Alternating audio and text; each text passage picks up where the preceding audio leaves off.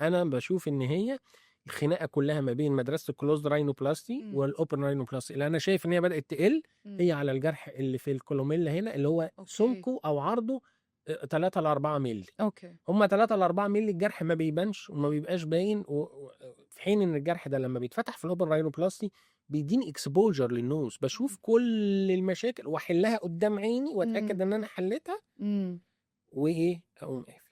الكلوزد راينوبلاستي في ناس متمرسه فيها وبتعملها، ولكن اكيد انها مش هتدي اكسبوجر زي الاوبن راينوبلاستي. طب امتى انا بلجأ للكلوزد راينوبلاستي؟ قلت لك انا مش ضد اي حاجه في الدنيا، المشكله في الهم بس، مش محتاج اشتغل على الارنبه، ممكن اشتغل على على المشكله في الحاجز الانفي وظيفيه، مش محتاج افتح بقى الانف وافتح الحاجز الانفي من فوق، ممكن افتحه من جوه. تصغير فتحات اكيد دي مش محتاج ان انا افتح اوبن راينوبلاستي، لكن وانس ان انا هشتغل على التب لازم تبقى اوبن راينوبلاستي او افتح الجلد.